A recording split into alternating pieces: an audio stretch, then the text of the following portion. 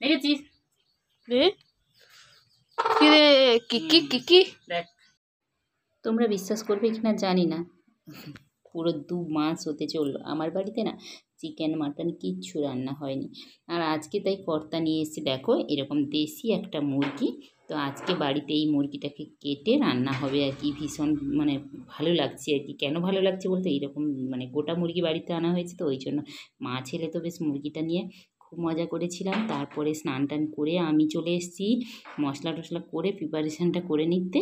আর সেদিকে ছেলে গেছে মুরগিটাকে পরিষ্কার করতে আর কি। তো কর্তা এখন বাড়িতে নেই, কর্তা কিনে দিয়ে চলে গেছে। তো কর্তা এলে ওটা কাটাকুটি করবে। তার আগে আমি পেঁয়াজ কাটতে বসে, দেখো আমার চোখ দিয়ে পুরো জল বেরিয়ে যাচ্ছে। দেখো মুরগি পরিষ্কার করছে আমার বড় ছেলে, কিন্তু এটা হচ্ছে ছোট, যেটাকে দেখলে তোমরা এখন ছোট। অনেকে যারা দেখেছো আমার বড় ছেলেকে তারা জানো, আর যারা দেখোনি তারা হয়তো ভাববে যে এইটুকুনি ছেলে আবার মুরগি পরিষ্কার করতে পারে নাকি। তো তাই তাদের ভুলটা ভাঙানোর জন্য বললাম।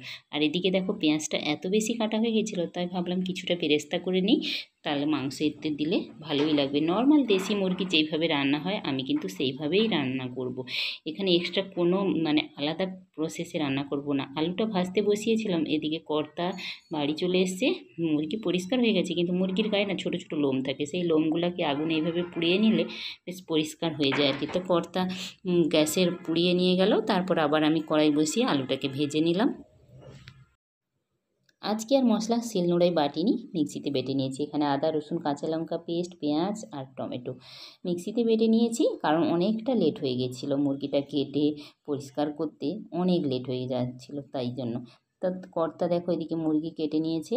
দেখো মুরগির মাংসগুলো বেশ বেশ মানে টাটকা, একদম মানে টস টস করছে আর কি। আর আজকে রান্না করব সর্ষে তেল দিয়ে। মশলাটা আমি কষিয়ে নিচ্ছি। দেখো পেঁয়াজ আদা রসুন টমেটো সমস্ত কষানো হয়ে গেছে, এবার আমি গুঁড়ো মশলাগুলো দিয়ে দিচ্ছি। তো গুঁড়ো মশলা দিয়ে সামান্য জল দিলাম, কারণ লেগে যেতে পারে সেই জন্য। তারপর মশলাটাকে কষিয়ে দিয়ে দিচ্ছি চিকেনটা কিন্তু আগে থেকে কিছু ম্যারিনেট করে রাখিনি, নর্মাল ধুয়ে পরিষ্কার করে রাখা ছিল সেটাই। তো চিকেনটা দিয়ে আমি একটু ভালো করে কষিয়ে নেব। দেশি মুরগি মানেই বুঝতে পেরেছো অনেকক্ষণ ধরে কষাতে হবে। এদিকে গ্যাসে রান্না করছি। দেশি মুরগি এইভাবে গ্যাসের উনুনে কষিয়ে কষিয়ে রান্না করলে খেতে যে কি ভালো লাগে তোমাদেরকে কি বোঝাবো। আর এদিকে দেখো ভেজে রাখা আলুগুলোও দিয়ে দিলাম। মাংসটা দেখো অলরেডি আমার কষানো কমপ্লিট, মাংস থেকে তেল ছেড়ে বেরিয়ে এসছে, আর মাংসের কালারটাও খুব সুন্দর হয়েছে। নর্মালি মানে কি বলো তো, দেশি মুরগিটা না এমনি যে পোলট্রি যে মুরগি হয় সেই মুরগির তুলনায় একটু খেতে বেশি ভালো লাগে, আমার তো ভালোই লাগে। তা রান্না আমার মোটামুটি অনেকটাই এগিয়ে গেছে। এদিকে দেখো বেরেস্তাগুলো যে ভেজে রেখেছিলাম সেগুলো আমি দিতে এসেছি, আর আমার ছেলে সঙ্গে সঙ্গে এসছে। ওই যে আমি কাজ করলে ও আমার সঙ্গে থাকবেই, কোনো না কোনো কাজে একটু হেল্প করা বলো বা যাই বলো, তার ভালো লাগে এই কাজগুলো করতে আর কি, মার সঙ্গে একটু থেকে। আজকে মাংসতে দিয়েছি দেখো বাটা গরম মশলাকে শিলনোড়ায় বেটে নিয়ে এসেছি। তো এই গরম মশলা দিলে আমার কর্তা বেশি পছন্দ করে গুঁড়ো মশলার তুলনায়। মোটামুটি মাংসটা ডান হয়ে রেডি হয়ে গেছে। চলো এবার খাওয়ার টেবিলে তোমাদের সঙ্গে দেখা হচ্ছে।